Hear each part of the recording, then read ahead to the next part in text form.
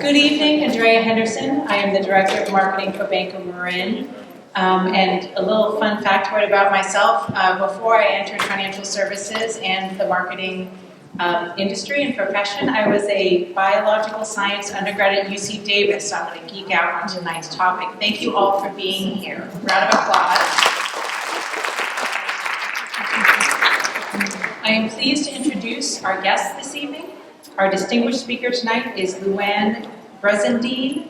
Dr. Luanne, she gave me the okay to say that. Dr. Luanne completed her degree in neurobiology at UC Berkeley, graduated from Yale School of Medicine, and did her internship and residency at Harvard Medical School. She also has served on both the faculties of Harvard University and University of California of San Francisco, and founded the Women's Mood and Hormone Clinic at UCSF. Her New York Times bestseller, The Female Brain, and its follow-up, The Male Brain, continue to be read around the world. Tonight, Dr. Luanne will discuss her book, The Upgrade, How the Female Brain Gets Stronger and Better in Midlife and Beyond. Up from here, everyone. She will be in conversation with Tiffany Shlain. Excited to have her here as well, an Emmy-nominated filmmaker, founder of the Webby Awards, and author of the national best-selling book 24/6, Giving Up Screens One Day a Week to Get More Time, Creativity, and Connection. Please join me in welcoming Dr. Luann Brizendine and Tiffany Shlain to the stage.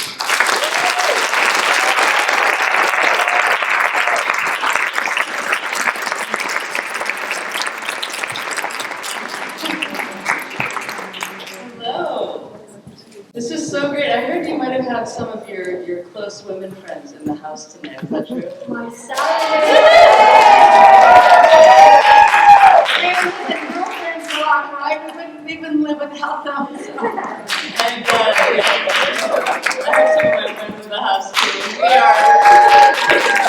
too. We are Marin authors, so this is a very homegrown event. And it's such an honor to be here at our favorite independent bookstore, Book Passage, and Dominican University. So we're so happy to be here. So,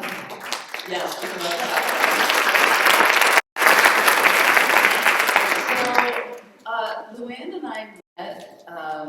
We were trying to figure out what year it was, but it was a long time ago. After The Female Brain came out, so it's like maybe 2007, 2008, somewhere in there. So we've known each other a long time, and we actually were put on a panel, because I make a lot of films about neuroscience, and you wrote this brilliant book, The Female Brain, and we have become friends ever since. And I have to say, everybody needs to read this book. It is, I think I underlined so many lines that I started to think maybe I should just not underline things if that's the thing I want to remember. But I felt so empowered, and I felt like you were a good friend, which you are, and also a brilliant scientist explaining what women need to know. And I guess at first, let's just talk about the reframing of the word menopause, which menopause. Did some men think that women were on pause? Is that what happened? I don't know. But calling it the upgrade is such a brilliant reframing. And actually, before we get further, both of our husbands are in the house, and we have amazing husbands supporting the women upgrade. And my son, so we have a few Y chromosomes in the house. So thank you all the men who came. Thank you very much. But I think there's so much reframing that needs to happen. And talk, what you write about the bigger picture, like talk about why you call this book The Upgrade, and what's the definition of that? Okay, so the way I use it is like, it's, the reason I think we have to ditch perimenopause and menopause, they're fossil words, they came about from the pharmaceutical industry and the medical profession as something that denotes a deficiency. And so it's a very narrow view of what's happened. It's not the whole view. It's not, it's not how we are coming into our own authenticity. It's not like, it's like kind of the opposite. So we just have to ditch those words because they're very specific little medical And the words have power. And words have power, and I think it has, at least a lot of the women I've been talking to since the book came out that are in their late 30s and early 40s, they're scared to death of this, time of their life because of what's attached to those words. So, and this transition, I call it, perimenopause, I renamed the transition because it's like the transition years that go up to the upgrade, which is after, yay, the periods stop. That's the bonus. So it's a definite bonus. It's what, it's important to have, I think also, the reframe as the whole woman. I kind of think of it as our bodies, ourselves for women in this stage of life because it's honoring the fact that it's not just this little deficiency thing that has to do with the medical situation. Well, you also talk about, after your reproductive years, our whole lives were so ruled. I mean, first going through puberty, and hormones are such drivers of our moods and everything, and then during this period, it's this other kind of waves of stuff, and then what you talk about is being liberated from being ruled by. So talk to us more about. Wait, actually, can I say one thing? Because I'm a filmmaker, and these mics can we switch seats? Because it'll be less noticeable. Can we switch seats? Yeah. Okay. I'm like looking at this knob, and we're both. Are you seeing that? Anyways, we're switching. Isn't that better? Okay. Okay. You can't see the little We have these little tiny things sitting on the side of and you can kind of see them. Okay, that's much what better. happens is if I get to look at the audience on that side, I have to look at you through this little knob. This little thing. It's like Okay. weird. I feel much better. Okay. There we go. This is like the upgrade. This is the upgrade. We say what we think. We do what we Right. need. We get it done. It's Yes. So what inspired you to write this? I mean, you wrote Female Brain was so radical at the time. And there's not as much research around a female's brain, so much is derived from that. But what inspired you to write this book? So when I did Female Brain, of course, that was like, I wasn't in the upgrade yet. I was writing that at the end of my, transition period. So I didn't feel that there was any urgency to write it when I was at the stage at the end of the Mature Female Brain, which is the last chapter of the Female Brain. And you called it the Mature. I called that last chapter, chapter 7, and the Female Brain is called the Mature Female Brain. And so I talked about this stage a bit there, but I had to live through it myself. I had to feel the authenticity of having gone through the good, the bad, and the ugly of that whole phase, and feeling that the positivity that was lacking, that I was experiencing, that was lacking in what the whole culture is feeling like. It needed to be said, and it needed to be discussed. Well, and you think about, there's so many incredibly powerful women in power right now that are in power. That's the in power. And of course, there's so many societies where, as you get older, you're wiser. But it does feel like right now that even having Nancy Pelosi, just like in office, but it does feel like there's a lot more light on women that are older and in their full power. I mean, I'm 52, and I haven't. Well, who knows? I haven't gone through it yet. But I'm going to say why, because I'll tell you, one of the most exciting parts about the book was what to say if you're having certain symptoms in the doctor's office. And why don't you tell everyone about that faulty study that took everything on track for women? Because I think that's so fascinating, how the ripple effect from this faulty study however many years ago. How many of you heard of the Women's Health Initiative, that one that came out in 2002? Or that hormone treatment study that went on for years and came out. Causes breast cancer. And so everybody thought, oh God, hormone caused breast cancer, because what happened in the study is they started giving the women that were studied, they started giving hormones to women at age 64. Now, all of you ladies in this audience know, 64 is maybe about 14 years past when you should be. It's like, hello, you're not. That's not a good study. And not a good study. And they found within certain groups there was 0.1% more breast cancer. So everybody freaked out, and the media got a hold of it, and it became within 5 years only 4 or 5% of women were taking any hormone So they had no support. They had no support, and you go to the doctor. I mean, as a matter of fact, right now, I'm in the age group where all of my peers that know how to do hormone replacement are retiring. And guess what? Only 20% of OBGYN residencies even give one lecture on hormone therapy during the transition. Like, what? Who do you go to and ask? Well, when I went to my doctor, I remember it's talked about like hormone treatment, there's a lot of bad side effects. Still, to this day, 2022, there needs to be debunked, and that was what was so exciting in the book, is I felt like I could bring a particular chapter, and I'm like, I'm having trouble sleeping, which, how many of you have trouble sleeping? Oh my God. Hello? So like, what Luann does, it tells you what you need to say. It's not like one quick fix. And tell us about the hormone clinic you started. Like, what was the impetus of that? So the Women's Mood and Hormone Clinic, I started back in 93, 94, a long time ago. And I started that because of all of my own difficulties with hormones during pregnancy, postpartum, that whole period. And I had, of course, gone through that by that time. And that was, so for younger women, going through those periods of life is how I started the clinic. But then it became more and more that perimenopausal women would come to the clinic. Because, so anxiety and depression are the main things that women experience with sleep disorders who came to my clinic to get those fixed somehow. And during the perimenopause, with the rock and roll up and down of their hormones, that exacerbated that for many women. So that was the group of women who came to see me at that time.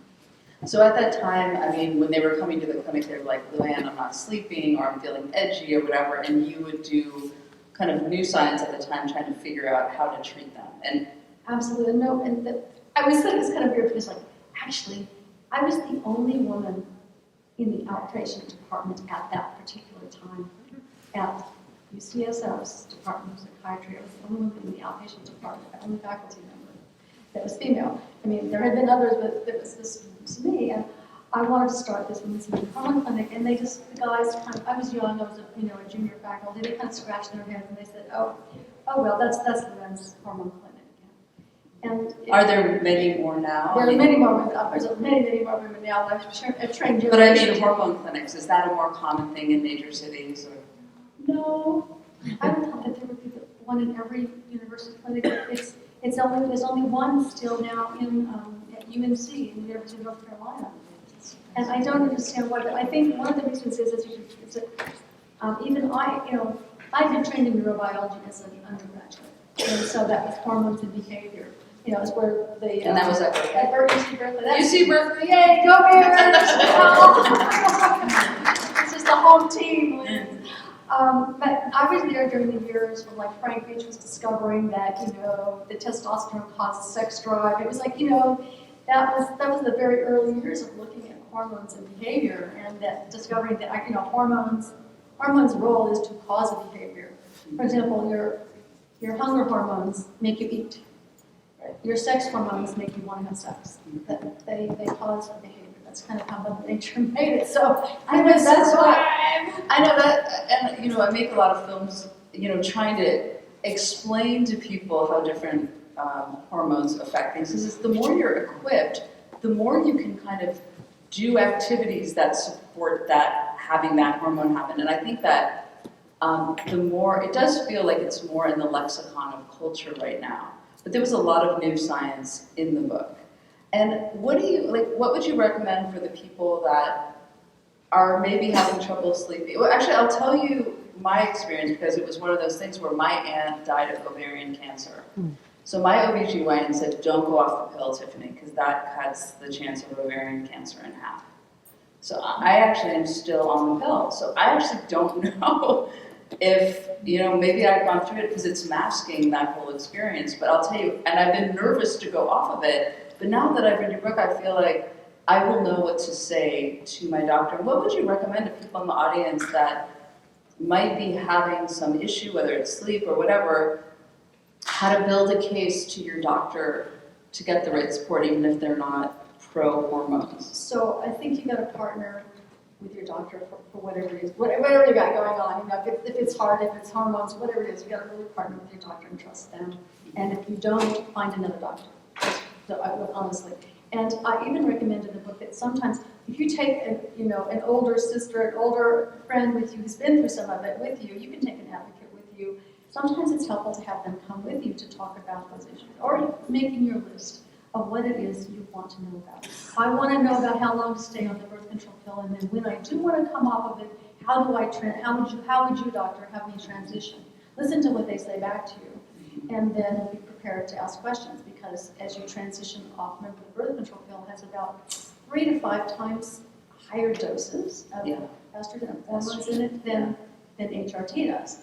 So there may be some glitches as you come off one and go on to the other. So well, that's what, even when you were writing about it, like people that are going through depression, which of course a lot of people do when they get older, and it isn't an exact science. You have to try a little bit of this, that might not work, try something like that. And so you really are needing to be sensitive to what's happening to the woman, and your doctor needs to be working with you, which it sounds like what you did at the hormone clinic. And actually, and all of you have cards. If any of this is sparking a question, you can write down on the card and they'll bring it to me. But one of the first cards that someone handed me is there a male counterpart to the upgrade? And I'm curious, like, there's so many changes with women with the hormones.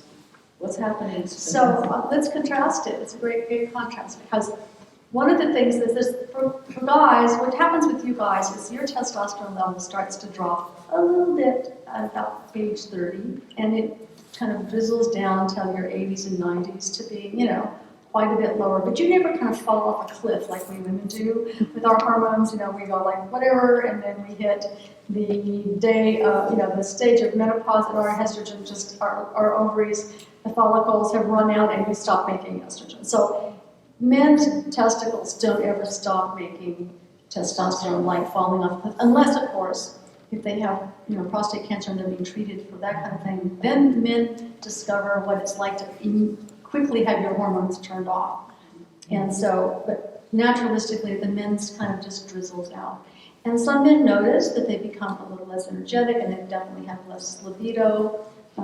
Their interest in sex drops to, a few times a week instead of a few times a day. That kind of thing. Well, it was interesting. I was talking to my film producer who's trans, and I've been telling him all about the book, but I've been reading it. And he said, "Oh, I'm so interested in this because when I transitioned from female to male, I went through menopause and puberty at the same time." Oh my God. And he had never told me that before. I was like, "What do you mean?" He goes, "My whole body went through menopause, and then I had the puberty and the sex drive of a young teenage boy." Which just blew my mind on how, and this whole question of gender, which I know we've talked about because there is so much question about female brain, male brain, on a spectrum brain, and what are trans. And I mean, right. So let me just let's talk about the testosterone sex drive. So if going from female to male means that they are going to be given a lot of testosterone. Yeah. So that they can grow a beard, that they can, their voice will get deeper. They can maybe go bald. I don't know, whatever for the males. I mean, some trans end up going bald. They don't like that. But that's the natural testosterone for those people who have the genetics to go bald. That causes them to go bald. So at any rate, that's not certainly why they do it. But the testosterone will make them have a lot more libido. And I used to treat women in the men's hormone clinic that would complain to me of a low libido, and usually it's a partner issue. Their partner is wanting more sex than they are during the transition and during the upgrade, and they would like a little bit more libido. So what would you do? What kind of in Europe, of course, in Europe and in Canada, they have prescription tubes that you just put a little plunger on it. It gives you the right female-sized dose, and you just rub it on your wrists, and you get your testosterone replacement in Europe that way. The FDA has never approved that in the United States, even though lots of attempts have been made. Probably we talked about that way back when. But the reason I bring it up is so you get the compounding pharmacist, and you can get it made in the right female-sized doses from here in the United States from the compounding. legally, of course, when we were compounding pharmacies. But I remember one woman that came in and we got her replaced, and she went to the compounding part, and they made a mistake and gave her the male-sized dose. So I remember it was like she called me back about 2 weeks later, and she's like, "Oh my gosh!" She was a school teacher, and so she was like, "Dr. Brezendine," she says, "Dr. Brezendine, I have something, really embarrassing to ask you about." She says, "In between classes, I'm happy to go into the ladies' room and relieve myself." And she said, "I now know what it feels like to be a 19-year-old boy."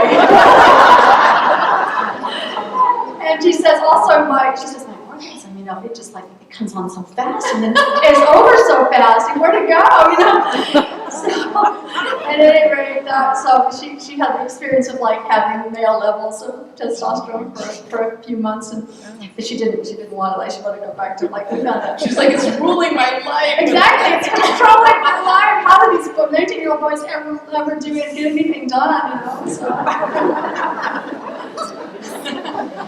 Well, you were talking about, people going through depression, and I was really interested and surprised that you wrote that you don't give it in pills, that you were like doing it in like droplet, like you were trying to figure out the dose. I had never heard that before. Oh, so, one of the things that I'm very, very careful about when I ever put anybody on an antidepressant, especially during the transition years, and because the side effects for the SSRIs can be, really difficult. They can completely smash your libido.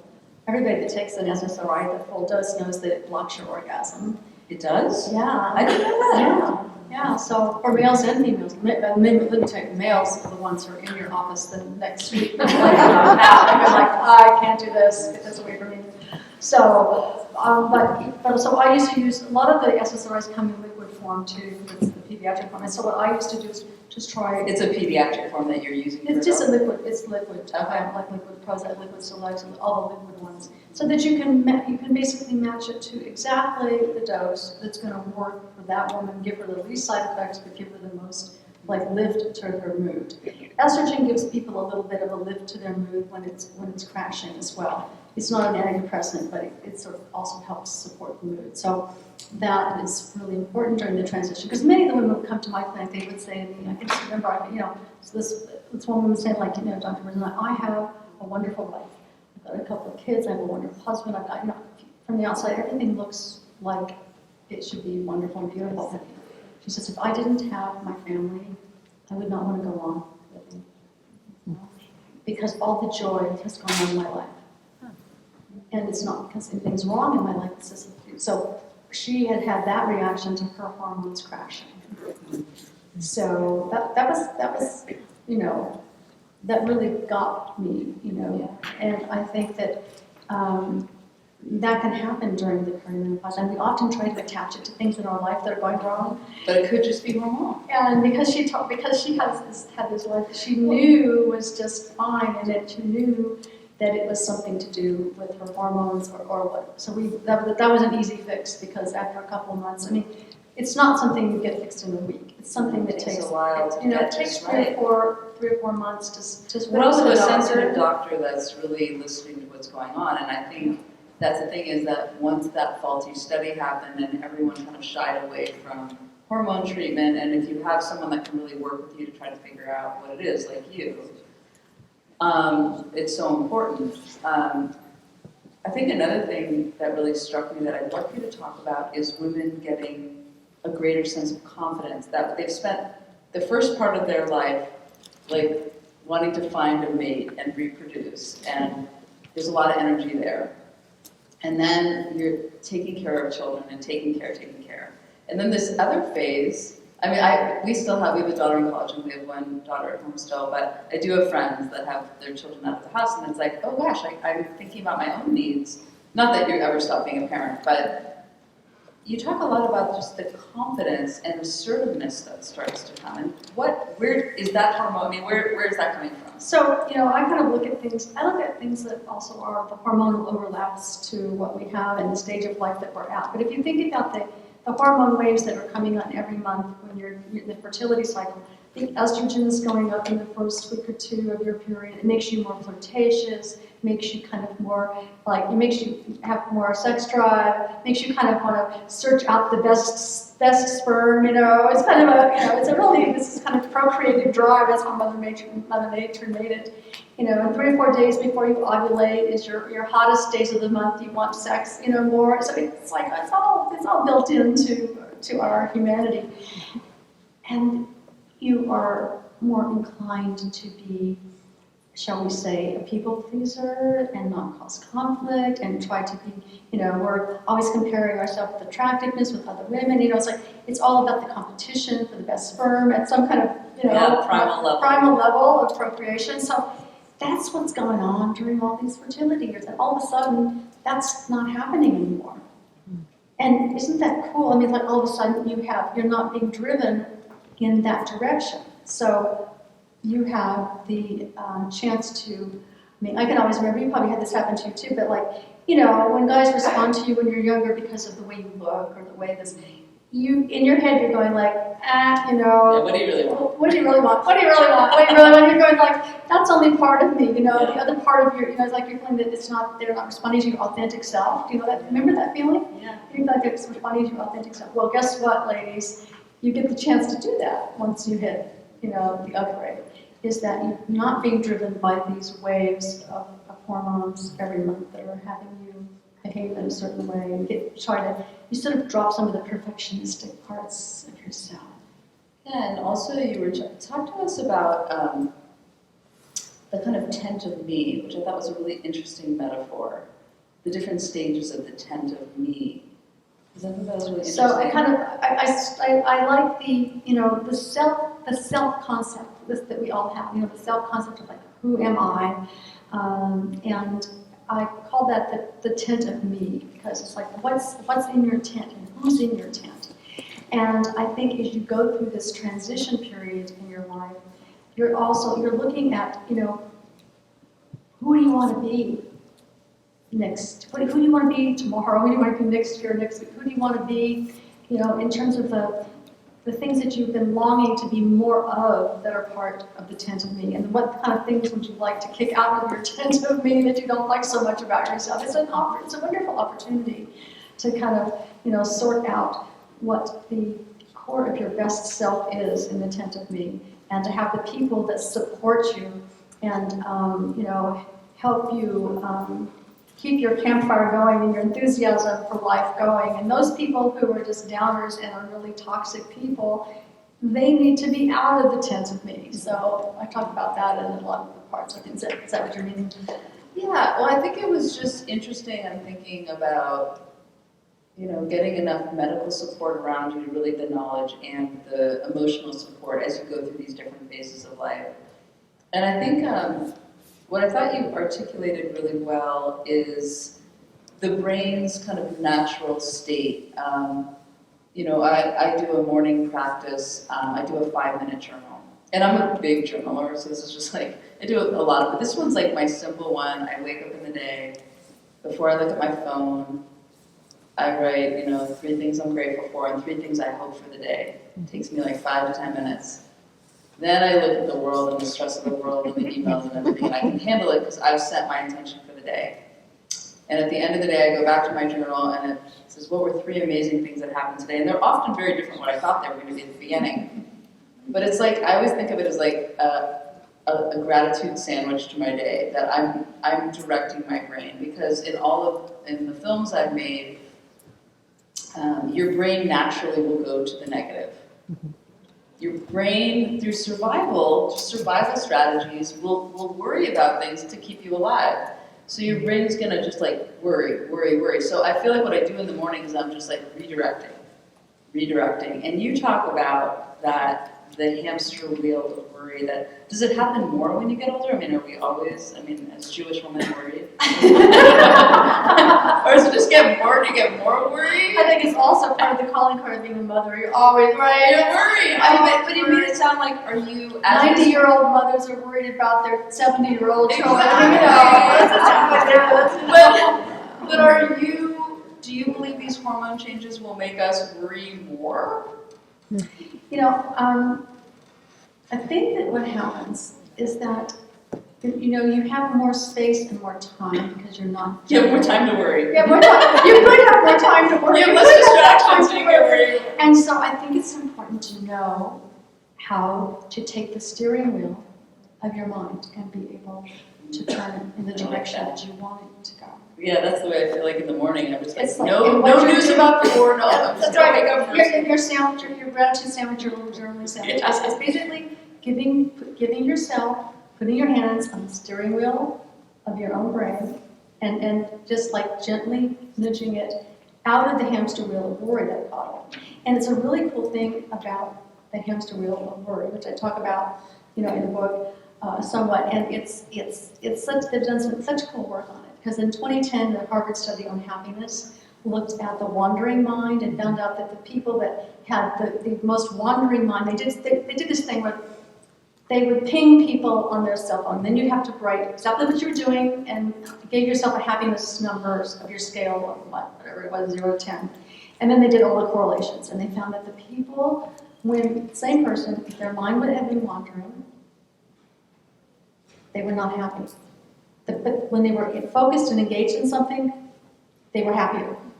So a wandering mind is not necessarily a great thing to have. But we'll talk about it in a minute. I know that goes, but the very cool study that came out in 2020 that figures out. Remember, the brain has what's called a negativity bias. I think of it as a big ball of Velcro that kind of runs around your mind, picks up all the negative thoughts. I mean, your brain has got the negativity bias, and we call the brain Teflon for positive thoughts. So, we've got those two things going on. And just knowing that that's the reason it's there is because our brain is supposed to pick up on danger signals, and Mother Nature made it that way. It's just not kind of the modern version we like to hear. But in 2020, they did this very cool study because they can do brain scans on people and watch when they got into the hamster wheel of worry, into the negativity bias. There's these two areas in the brain, which is kind of like they get into this mag lock with each other. And when they got into a mag lock with each other in the hamster wheel, and they're worrying, going on negative thoughts, this blue light, they had to make a blue light when that magnetic field kind of between those two areas went up, and the blue light went up. And then they had taught them in the study to do a certain type of self-talk. It was very personalized to the person. They had self-talk that they were able to do, and about half of the people were able to break the mag lock while they were doing that self-talk, and the blue light. Give it a description of the. So a self-talk example would be, it could be very different for you. It's like, I am a warm and loving person. I care about my family. Or, it could be Some kind of like. It's a very Positive kind of simple, having a caring, compassionate, loving feeling like I love somebody, or I feel this way, or I'm a helpful person. I show up when people ask me to. Whatever it is for that particular person that they value, that they really truly value about themselves. You can't just make up bullshit like these positive affirmations, But having a personalized positive affirmation that makes sense to that person. When they could practice that and do that, they watched in the scanner. They watched the blue light that was keeping the blue light disappeared, and those two areas let go of each other. So they broke the hamster wheel of worry. So I can see you making a little film about this. I can see it right now. I can see it because it's a very cool thing. And so now they're working more on this study to find ways to help people that get into negative ruminations in their head, and anxiety spins in their head with the negativity. I feel like when I start to worry, it's not really, it is self-talk, but it's journaling. I write what I'm grateful for. And I know that word sometimes sounds cheesy, but the more I studied and the research on gratitude and did it myself, it's so powerful how it can stop my bad mood. That for me, and everyone has their own thing, whether it's like somebody goes running or exercising or meditation. Like for me, when I get stressed, I just sit down and I just write the things that I'm Ken, our daughters, our dog, our cat, and I'm telling you, it just breaks. I like that kind of idea of it breaks the light through, and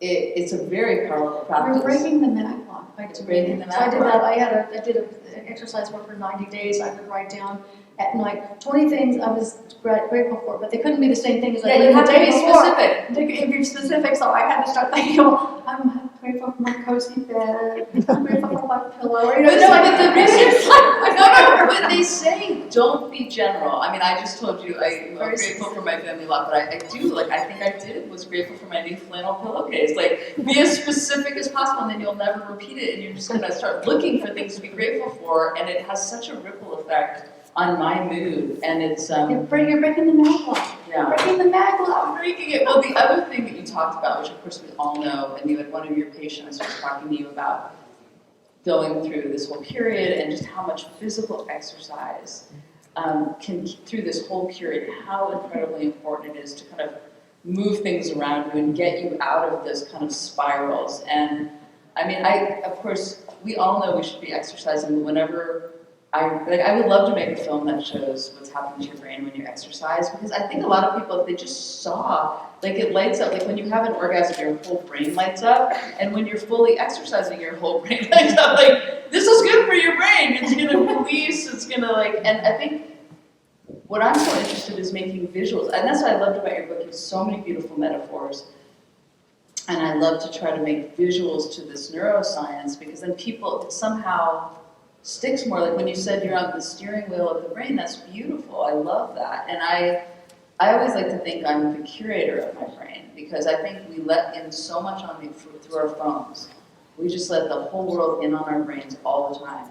The stressful news headline, the email, the notifications, and our brains were not designed to be so reactive all the time. And another practice I do is I turn off the screens, one day a week, because I find that. And I'm going to go back to the wandering mind thing, because I'm going to kind of bring up a different side of the And wandering the sleep thing with the screens too, the sleep thing. Well, yeah, It's really important for people's like to put habits. them away, right? But I find that my most creative days, because I'm a big journaler, all my most creative ideas happen on Saturday when I have my screens off. And there is neuroscience behind it, which I made a movie about, which I sent you today, because I was reading after you the chapter Taste for Dreaming, which talks about how when you mind wander, it's like you're a time traveler in your own brain. So everyone has such a unique experience in life. And then when you're spacing out, which is like, it doesn't have a good connotation, but when you're letting your mind wander, your mind, if it's not going to the negative, is kind of thinking to the past, the future, something you just learned about, and all of a sudden it's wandering on its own, and it like makes a new connection, and that's creativity. And it's called the default mode network. So to me, I've always been really interested in getting my brain into default mode space, which is doing the dishes, taking the shower, my tech Shabbats, Going for a walk. So I'm constantly trying to put my brain in that magical space. However, I used to worry a lot before I went to sleep, and the way that I broke that magpie is that I would think, instead of thinking what I'm worried about, I think, what were like 3 beautiful moments from the day? And that seemed to like set my mind. But like, what do you think about the default mode network in terms of like creativity or even? So let's talk. We'll nerd out for just a yeah, minute. it's so interesting. I can tell we're gonna go nerd out just for a little minute, which is in 1979 they discovered actually at UC Berkeley, go Bears. Go Bears. They discovered while I was there they discovered the default, what's called the default mode network in the brain, and it sort of runs from the front of your brain to the back of your brain, and it's actually, when you learn to drive a car, you learn to brush your teeth, whatever, you learn to walk without falling down, I guess, all of these automatic things that we do, that's your autopilot, it's part of your autopilot, like washing the dishes, whatever it is, it's like you're on autopilot at that point. You're usually doing something physical. You're doing something physical, and so that's called the default network in the brain. It's kind of a simple from the front to the back. And so they've been, they try to scan that and look at that, and it has lots of the aspect that has this negative maglock part on it. Goes into 2 different parts that will keep you into the hamster wheel of worry. But that's not the only thing it does. It does a lot of other things as well. But it's really it's a healthy part of our brain. And we want to keep it out of the hamster wheel of worry. Yeah, and if we could go even one step further, I was reading this really interesting article about psilocybin, which is used for depression now, and recognize that it is okay to be used. But what's interesting there is that the ego, like what the research is showing is it kind of is detaching like all the worry about you. Usually the hamster wheel of worry is just about ego and you and all of danger to the self. Danger, Right. like things that are danger to me. Our minds are always scanning for that constantly. Right, and that it's almost like detaching is able for you to see the bigger picture. Which, I mean, talk about what, I mean, antidepressants or like psilocybin, what is that doing to your brain? Like what's happening when you're depressed? And then what are these Great, that's a great question. And you know how we talked about how these areas like get into this magma and that can get you ruminating about negative things, and get into a really depressed state by doing that. And what antidepressants and psilocybin and a lot of other compounds, if you get it right for people, is it breaks the maglock so that you don't go into a depressed state. And some people that are in that maglock, they can't, when you're in a true depressed state, it would be a joke to say to someone who's really depressed, well, think positive, honey. Think positive. Think some positive thoughts about yourself and get out like what a joke, really. I mean, if you're really depressed, that's not. But the antidepressants will kind of help to then break that. Of course, it helps to break that. Psilocybin, all of the, ketamine, all these new drugs that they're using, the new compounds that they're using, will kind of break the maglock of that rumination for a depressed person to be able to then not be so stuck in that misery of the hamster. Do you think they'll also be used for the upgrade? I'm not even going to say the word menopause anymore, but just the upgrade. Do you think are you seeing that there's also... I've had a few of my girlfriends do these, do the ketamine, psilocybin, and ashwagandha, whatever it's called, journeys for a couple of days with some kind of, combination of, they're nurse practitioners and shamans that With do guided. Yeah. For traumas they've had. Yeah. For trauma, to try to treat trauma. And I've talked at length with one of them. It's a girlfriend of mine that lives in Marin, and she was very. This is anecdotal, of course. She's a mom of 3 kids. Wherever she's really had some other things happen in her life that she needed to deal with for traumas, and she has been helped tremendously by it. So I think whatever it is you need at this stage of life to be able to make your upgrade as big as possible is that just do it. I mean, That's what the message, I love that. Just like, it was so much about, there is the medical establishment and whether or not you need to find the right people to support your upgrade. And you have this great line that got me very excited. I do feel like I'm coming more into my power as I get older, but you talk about it's like the gateway to the best years of your life. So I'm sure everybody wants to hear about the gateway to the best years. Talk about Absolutely. So I don't know how many of you have heard of what's called the positivity effect. And it's a research project that's been around for many, many years, which basically is researching each decade of people's life and finding that with each decade, people get happier and happier. And they've been able to research it to people way up into their mid to late 90s that they get happier. And nobody understands the rhyme or reason for it. Because it's antithetical to how we think of things. As that how can it be that when you're getting older and older and things aren't working as well as they used to, and you're not sort of the lively 25-year-old that we used to be, right? Yeah. But the reality is that things get more positive, and that. But that must be a hormonal shift that you're. It's not just women though; it's men too. That's a. So have they linked any of the kind of happiness curve for men and women to some kind of hormonal change? Well, maybe it's because the fertility drive, the procreation drive, and all of that. So all that worry is like, we don't need to worry about that anymore. We have other things to focus on. Yeah, right. To get, more self-care. There's a lot that you can do. And more self-care because you're not caring like directly for somebody. And also, I think that one of the self-care issues that I see a lot of women in my clinic that come through in their 40s, like with the hot flashes and waking up all night with the kind of sleep.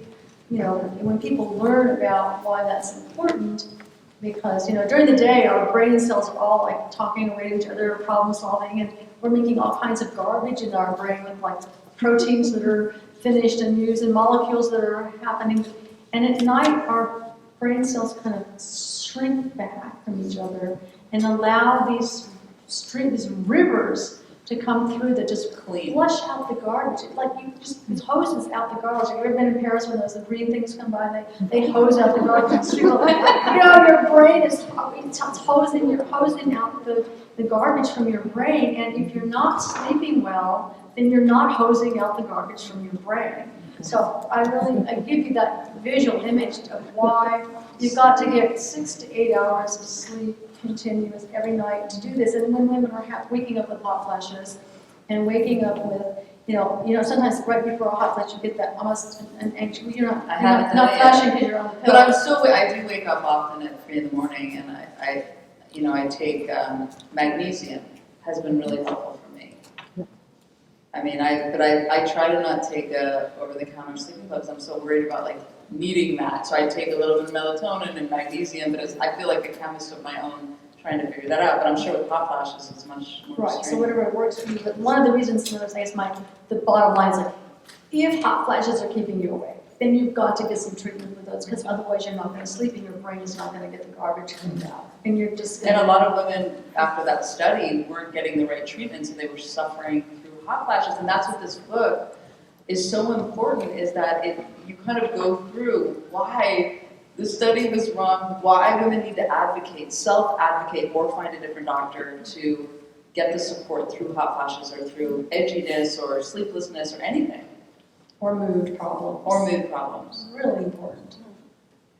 Yeah, I mean, did you go through, were you? Oh, so I had, they put me on, I was on the pill for a while in my 40s to try and regularize my cycle. And when I started having hot flashes, I was also on the pill. So then I started bleeding really heavily. I ended up with also fibroids pushing on my bladder and that kind of stuff. So I ended up at 53 having a hysterectomy, which Doesn't that force? Then they put me on the patch right away, the estrogen patch in the recovery room. Boom! They slapped the patch on me, and I've been on the patch ever since. So I've stayed on that because it works for me, and you don't get vaginal dryness, you don't get hot flashes, you get.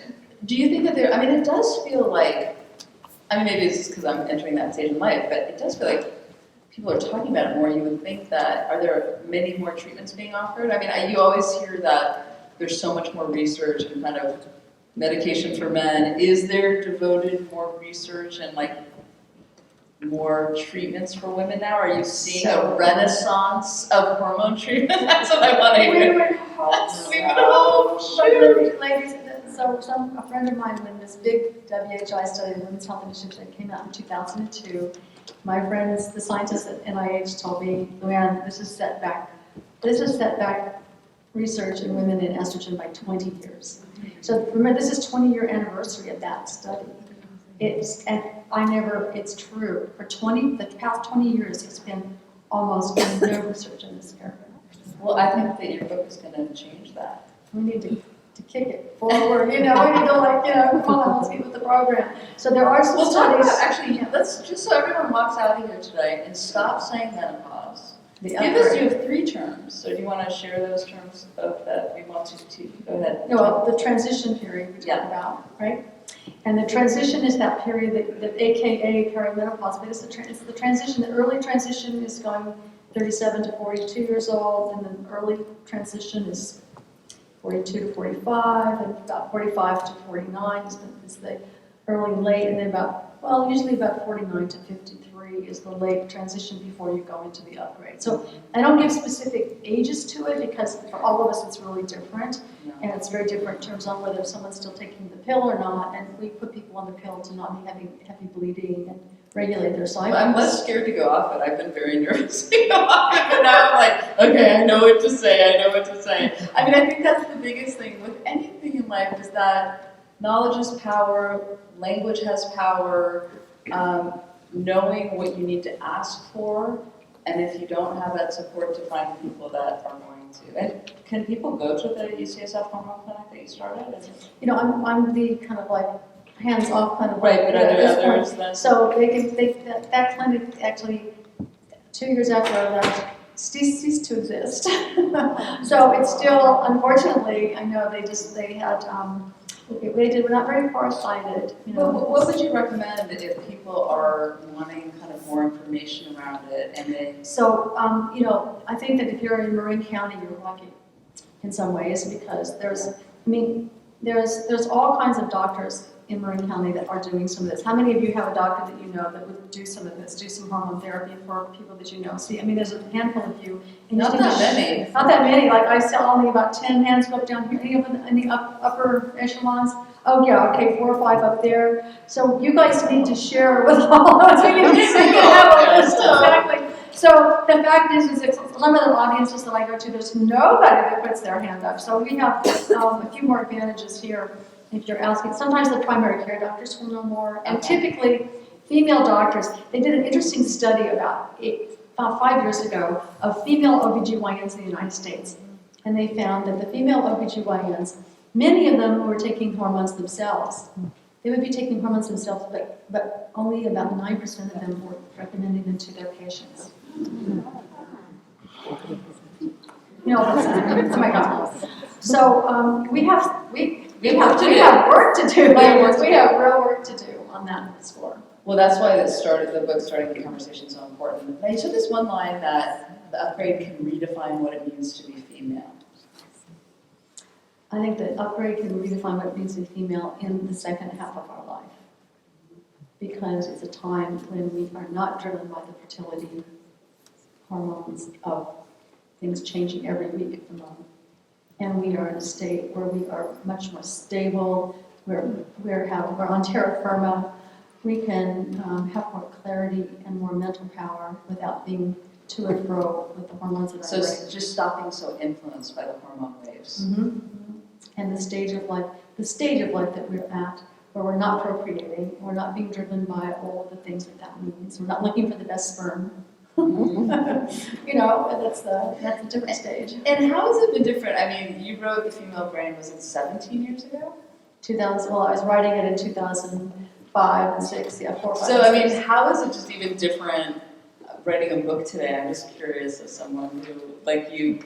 Well, you write books too. So. Yeah, I know, but just from writing The Female Brain to writing this book, was the experience, I mean, you made such an impact with The Female Brain, and I believe that this book is going to do the same thing, but was it a different impetus, or just as a writer, like, what was the experience like doing this book? Well, see, they came to me to ask me for Female Brain, because I was running the clinic in women's midwifery. Oh, so they approached you with the idea. It was at a women's dinner party, and we were like about 9 of us. There was women didn't know each other. It was kind of a nice formula. It's like, hey, would you write a book And about this it? woman across from me, I didn't know. The formula was these 4 older women, the wise women of the tribe, were inviting like women 10, 15 years younger, that they didn't know the other group, that they thought were interesting women to come and have dinner with them. And each of us spent 15 or 20 minutes going around the table listening to everybody else, what was the cutting edge of their passion right then. Which is a great formula for a dinner party, right? Yeah. I think maybe I'll do it with the other direction now. Any of you women that are 10 or 15 years younger that want to come, we'll start that. And I just described what I was doing. This woman sitting across from me says, "Oh, I have to sign you." I said, what is sign? What does that mean?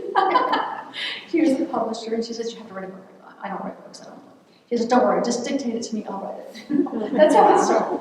I figured, well, okay, she's, So anyway, that's how the Female Brain started. It was not so it was. Wow. Well, it's just such important work. I just think, I'm sure we're just so grateful for you writing these incredible books. Thank you. And changing the conversation and reframing the conversation. And let's have a big round of applause for Luanne Brezendin.